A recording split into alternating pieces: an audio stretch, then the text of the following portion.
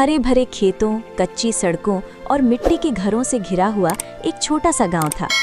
सुबह होते ही गांव में गायों की घंटियां बजने लगती और ताज़ी हवा में मिट्टी की खुशबू फैल जाती। इसी गांव में रहता था रघु, जो पेशे से दूध वाला था।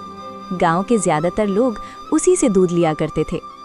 रघु मेहनती तो था, लेकिन उसका दिल साफ नहीं था। उसके मन में हमेशा एक ही बात रहती, ज्यादा से ज्यादा पैसा, चाहे किसी भी तरह से आए। वो ऊपर से सीधा साधा दिखता, लेकिन अंदर ही अंदर बहुत लालची था। रघु के पास कई गायें थीं। भगवान ने उसे किसी चीज की कमी नहीं दी थी, फिर भी उसका मन कभी नहीं भरता। वो अक्सर सोचता, अगर मैं दूध में थोड़ा पानी मिला दूं तो रोज का फायदा बढ़ जाएगा, कौन ही पकड़ेगा। शुरुआत में उसने थोड़ा सा पानी मिलाना शुरू किया। किसी को शक नहीं हुआ, गांव वाले उस पर भरोसा करते थे। धीरे धीरे उसका लालच बढ़ता गया। अब वो दूध से ज्यादा पानी बेचने लगा। उसी गांव में रहती थी श्यामा देवी, एक गरीब विधवा, और उसका छोटा बेटा मोहन। श्यामा देवी बीमार रहती थी और डॉक्टर ने साफ कहा था, रोज शुद्ध दूध पियोगी तभी तबीयत संभलेगी। जी डॉक्टर साहब। लेकिन मजबूरी में वो रघु से ही दूध लेती थी। एक दिन मोहन ने देखा कि उसकी माँ दूध पीने के बाद भी कमजोर होती जा रही है। उसने मासूमियत से पूछा, माँ, डॉक्टर ने तो कहा था दूध पीने से तबीयत ठीक होगी, फिर आपको फायदा क्यों नहीं हो रहा? श्यामा देवी ने कुछ नहीं कहा, लेकिन उसके दिल में भी शक पैदा हो चुका था। रघु का लालच अब हद पार कर चुका था। वो सोचता था, एक दिन अमीर बन जाऊंगा, फिर ये गांव छोड़ दूंगा।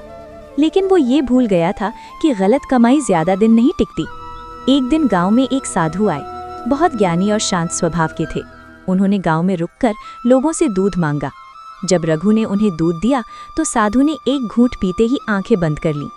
साधु बोले, बेटा, इस दूध में दूध कम और पानी ज्यादा है। रघु घबरा गया, लेकिन झूठ बोलते हुए बोला, महाराज, आप गलत समझ रहे हैं, मेरा दूध बिल्कुल शुद्ध है। साधु मुस्कुराए और बोले, बेटा, पानी मिलाने से सिर्फ दूध नहीं बिगड़ता, कर्म भी गंदे हो जाते हैं। रघु ने उनकी बात को मजाक समझकर टाल दिया। कुछ ही दिनों बाद रघु की गायें एक एक करके बीमार पड़ने लगी। दूध कम होने लगा, ग्राहक घटने लगे। ऊपर से उसके बेटे को की गंभीर बीमारी हो गई। अब रघु डॉक्टरों की चक्कर काट रहा था, दवाइयों में पैसा खर्च हो रहा था। वही पैसा जो उसने लोगों को धोखा देकर कमाया था, अब हाथ से फिसलता जा रहा था। एक दिन जब उसके बेटे की हालत बहुत बिगड़ गई, तब रघु को श्यामा देवी की याद आई। उसे समझ आया कि जिस तरह उसका बेटा तड़प रहा है, उसी तरह उसकी मिलावट से गांव के बच्चों और बूढ़ों की सेहत भी खराब हुई होगी।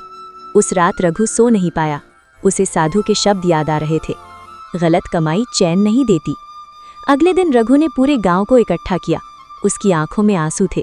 उसने सबके सामने अपना अपराध स्वीकार किया। मैं लालच में अंधा हो गया था, मैंने आप सबके भरोसे को तोड़ा, मुझे माफ कर दीजिए। गांव वाले पहले नाराज हुए, लेकिन फिर उसकी सच्ची पश्चाताप को देखकर उसे एक मौका दिया। रघु ने कसम खाई कि अब वो कभी मिलावट नहीं करेगा। उसने श्यामा देवी के घर जाकर उनसे माफी मांगी और वादा किया कि जब तक वे ठीक नहीं हो जाती, उन्हें मुफ्त शुद्ध दूध देगा। धीरे धीरे सब कुछ बदलने लगा। गायें ठीक होने लगीं, ग्राहक लौट आए और सबसे बड़ी बात, रघु के मन से लालच खत्म हो गया।